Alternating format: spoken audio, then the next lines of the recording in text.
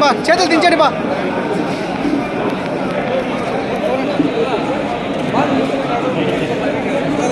ఓకేనా?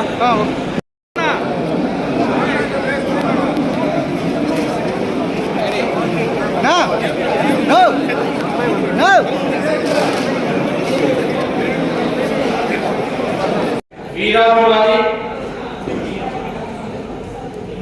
పవన్ కళ్యాణ్ గారి కోసం ఏమైనా చేస్తామని చెప్పే కష్టాల్లో ఈ పార్టీలో గట్టిగా నిలబడి ఈరోజు ఈ పార్టీ అన్ని మండలాల్లో మా నాయకత్వాన్ని తయారు చేసిన తమ్ముడు దిలీప్కి ప్రత్యేకంగా ఈరోజు ఈ సభకు మనము వీగూడ, బైరెడ్డిపల్లి, పెద్ద పంచాయతీ, అలాగే పట్టణ పలమనేరు, గంగవరం అన్ని మండలాల నుంచి టౌన్ నుంచి ఈ యొక్క మీకు అందరూ తెలుసు ఈ రాష్ట్రంలో ఇప్పుడున్న పరిస్థితుల్లో ప్రజాస్వామ్యం గుర్తులు కంప్లీట్ గా ఉంటే దిశగా పోలీసు వ్యవస్థ ఈ యొక్క జగన్మోహన్ రెడ్డి గారి వైసీపీ సెక్షన్ ఫాలో అవుతూ మన దాదాపు చంద్రబాబు నాయుడు గారి యాత్రలో 1000 మంది మీద కేసులు పెట్టిన ఈ పోలీసు వ్యవస్థ మన మహిళలు ప్రెస్ క్లబ్ లో ప్రెస్ మీట్ పెట్టొస్తా ఉంటే మహిళలకు లేకుండా అటెంప్ట్ మర్డర్ కేసులు పెట్టిన ఈ పోలీసు వ్యవస్థ YCP IPC court YCP court పాలన ఈ పోలీసు అంటే మామూలుగా దౌర్జన్యాలు గుండాలతో చేస్తారు, కానీ వీళ్ళు దౌర్జన్యాలు గుండాలు చేయడానికి ఒక వ్యవస్థ రాజ్యాంగబద్ధంగా పనిచేసిన ఒక వ్యవస్థ పెట్టుకొని ఈరోజు రాజకీయం చేస్తా ఉంటే మనల్ని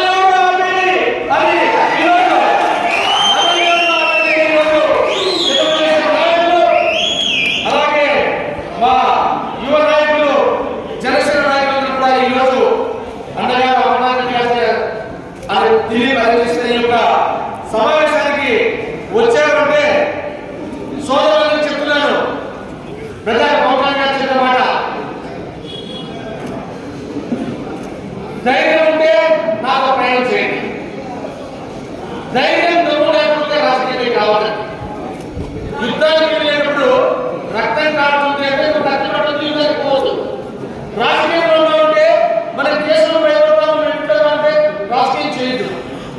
ఈ రోజు రాష్ట్రంలో మనం రాబో రోజుల్లో మనం రాజకీయాన్ని ఎదుర్కోవడం లేదు, మనం యుద్ధాన్ని ఎదుర్కోవాలి.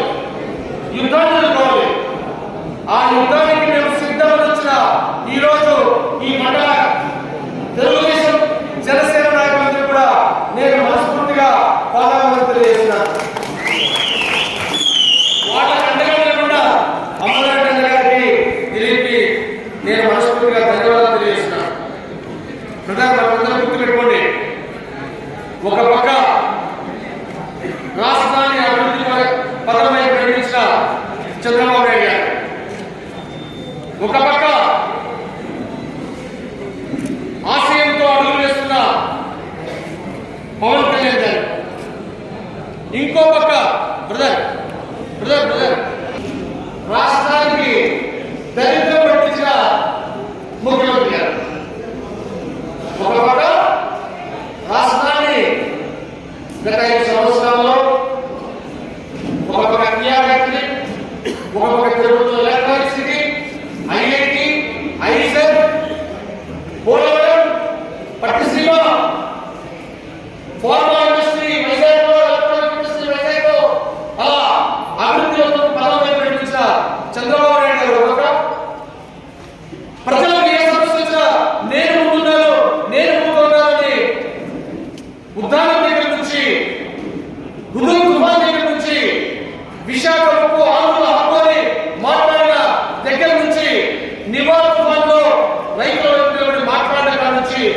అన్నమయ్య డ్యాం పుట్టుకుపోతే ఆ యొక్క ప్రజల వైపు నిలబడి గలమెట్టిన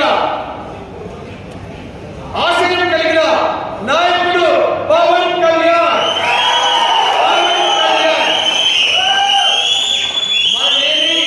మనమేమి ప్రజలకు చెప్పాల్సిన విషయం ప్రజలందరూ తెలుసు. చెప్తున్నాడు చెప్పాడు చాలా మంది తిరిగాను నేను ఈ యుగంలో కూడా ప్రజలు విసిగిపోయినారు. ప్రజలకు తెలిసిపోయింది ఈ రాష్ట్రానికి శని పట్టింది అని ప్రజలకు తెలిసిపోయింది. మీరందరూ కూడా విషయాన్ని చెప్పాలంటే విషయాన్ని ప్రజల దగ్గరికి చెప్పాలంటే మనతో రావడానికి తెలుగుదేశం జనసేన పార్టీని గెలిపించడానికి ప్రజలు రెడీ ఉన్నారు. మనం వాళ్ళకి నింపాల్సింది ఇప్పుడు గుర్తుపెట్టుకోండి.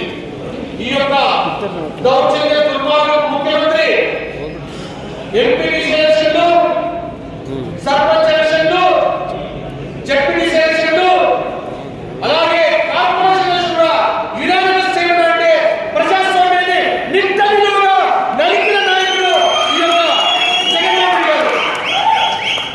ఈ రోజు రాష్ట్రంలో డెమోక్రసీ లేదు.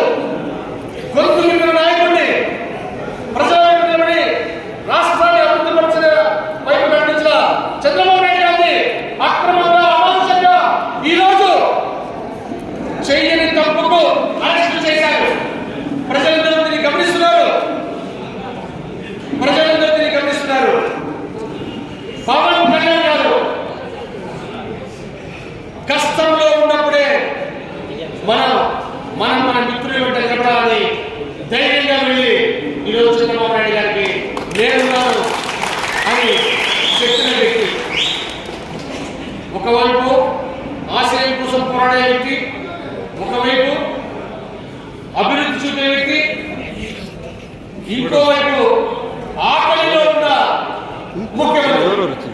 బకాసుడికి తరపున నిలుచున్న వారి ఈ ముఖ్యమంత్రి ల్యాండ్ వచ్చినా శాండ్ ఆత్మీయ సమావేశానికి ఇచ్చేటటువంటి అందరికీ నా నమస్కారాలు. అదేవిధంగా మన మాజీ మంత్రులు అమర్నాథ్ రెడ్డి గారికి, అదేవిధంగా వసంతరెడ్డి హరిప్రసాద్ గారు వారికి, అదేవిధంగా మన రాజంపేట నియోజకవర్గ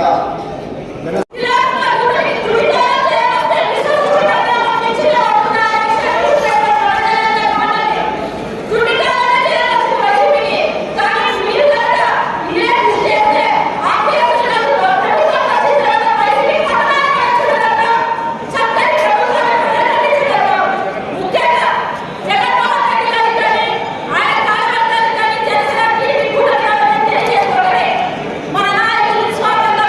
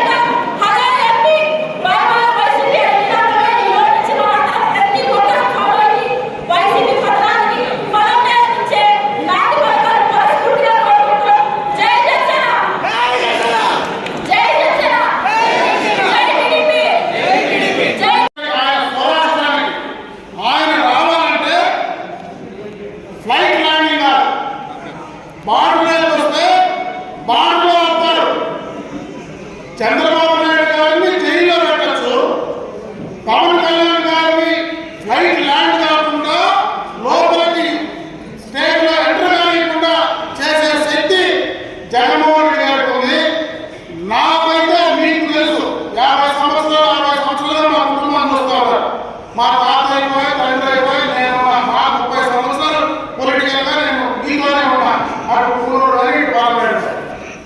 ఎప్పుడు మా పైన కేసులు లేవు. ఈ రోజు మా పైన 33 కేసులు పెట్టారు.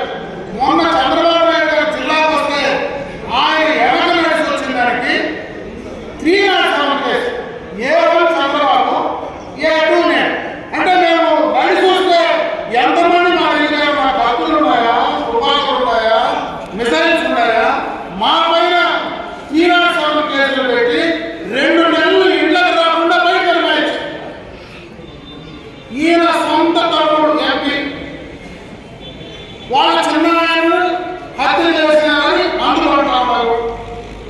ఆయన్ని అరెస్ట్ చేయడానికి రాష్ట్ర పోలీసులు ఎవరికి దమ్ము లేదు. చంద్రబాబు నాయుడిని, పవన్ కళ్యాణ్ గారిని మా పైన తప్పుడు కేసులు పెట్టి మమ్మల్ని అడ్డుకునే శక్తి మాత్రం ఈ పోలీసు వ్యవస్థకు ఉంది. కనీసం కర్నూలులో ఆయన అరెస్ట్ చేసే శక్తి లేకుండా ఉండేటువంటి పోలీసులు మీరు ఏం చేస్తా ఉన్నారా? పోలీసులు ఇంతకంటే మీకు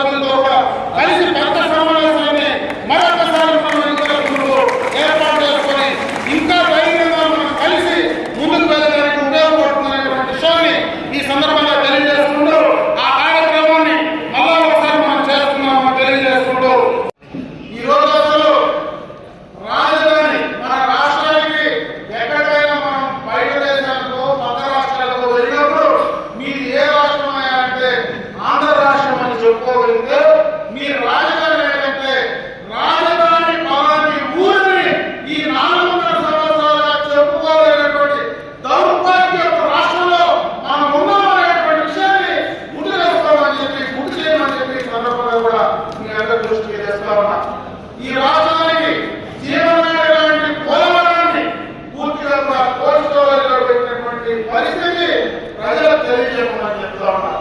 ఈ రోజు పరిశ్రమల పట్ల చూస్తే ముఖ్యంగా యువతకు ఉపాధి అవకాశాలు కలగాలంటే పరిశ్రమలు కావాలి.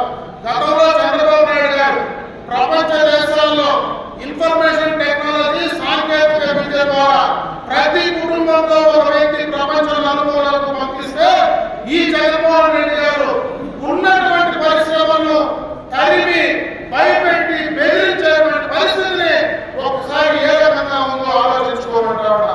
రాష్ట్రంలో చెప్పాలంటే చాలా ఉన్నాయి. మన జిల్లాను చూస్తే ఈ జిల్లాలో అతి పెద్ద పరిశ్రమ, మన రాష్ట్రంలో అతి పెద్ద ట్యాక్స్ పేయర్. ఏదైతే ఈ రోజు మనకు ఉన్నటువంటి అమర్రాజా బ్యాటరీస్ లో బెదిరించి భయపెట్టి అక్కడ 10,000 కోట్ల రూపాయల పెట్టుబడులు మరి తెలంగాణకు మరి చెన్నైకు తరిమేస్తే ఇక్కడ నిజంగా ఆ దానికి ఉపాధి అవకాశాలు దాదాపు 10,000 మందికి ఈ జిల్లాలో ఉపాధి అవకాశాలు లేకుండా చేసినటువంటి వ్యక్తి ఈ జగన్మోహన్ రెడ్డి ఎవరా కాదని ఎవరు చెప్పాల్సినటువంటి పరిస్థితి. ఏదైతే ఈఎంసీ ఎలక్ట్రానిక్ మ్యానుఫ్యాక్చరింగ్ క్లస్టర్ ను తిరుపతి ఎయిర్పోర్ట్ లో తెస్తే అక్కడే రిలయన్స్ ఇండస్ట్రీస్ కు ల్యాండ్ ఇచ్చి వాళ్ళని తీసుకొస్తే ఆ భూమి పేరుకొని వాళ్ళను రిలయన్స్ ఇండస్ట్రీలో పెద్ద సంస్థనే ఈ రోజు బయట పంపిస్తే ఏ రకమైనటువంటి మెసేజ్ ఈ రోజు భారతదేశంలో ప్రపంచ దేశాల్లో జగన్మోహన్ రెడ్డి గారు తీసుకొచ్చారు. యువత ఉపాధి అవకాశాలను ఏ విధంగా నాశనం చేశారో ప్రజలకు చెప్పాల్సినటువంటి పరిస్థితి ఉంది. ఈరోజు మనం గ్రామాల్లో చూస్తూ ఉన్నాం. నేను అడుగుతా ఉన్నా, ఈ జగన్మోహన్ రెడ్డి గారు అధికారంలోకి వచ్చిన తర్వాత గతంలో చేసినటువంటి పనులు తప్పించి ఏదైనా ఒక ఊర్లో ఒక మూల రోడ్డు కానీ ఒక చిన్న కార్యక్రమం కానీ అభివృద్ధి కార్యక్రమం కానీ ఎక్కడైనా ధైర్యంగా చూపించి చెప్పేటువంటి పరిస్థితి ఆ వైసీపీ నాయకత్వాన్ని ముందే అడుగుతా ఉన్నా. వాళ్ళు ఒకే ఒక కార్యక్రమం చేస్తా ఉన్నారు. ఆ నాయకత్వం ఈ గ్రామంలో ఎవరి శ్రమాలన్నా వైసీపీ నాయకులే అమ్మాలి. ఎవరు చెరువు నుంచి మట్టి తోడుకోవాలన్నా వైసీపీ నాయకులే తోడుకోవాలి. ఎక్కడ కర్ణాటక మందులు తెచ్చి అమ్మాలన్నా వైసీపీ నాయకులే అమ్ముకోవాలి. మరి అంత దూరం వల్ల మరి హరిప్రసాద్ గారు ఈ దారిలోనే పోతారు. ఇటు పోతా ఉంటే పగులు కూడా రైట్లో ఆ కొండ తెల్లగా పగులంతా వెళ్తారు. మళ్ళీ రాత్రి పోయి మళ్ళీ మరుసటి పొద్దున వస్తే మన రాత్రి మొత్తం కొండ కరిగిపోతుంది. దూరం ఎక్కడికి పోవాల్సిన వల్ల ఈ 4 రోడ్ల పక్కనే పెద్ద కొండ తెల్ల కొండ పగులవుతుంది, రాత్రి కరిగిపోతారు. నేను అడుగుతా ఉన్నా ఈ నాయకులను, పగులు తయారయ్యే కొండ రాత్రి ఎక్కడికి పోతా ఉందో సమాధానం చెప్పారా ఈ వైసీపీ నాయకులు అడుగుతా ఉన్నా. అన్ని రకాల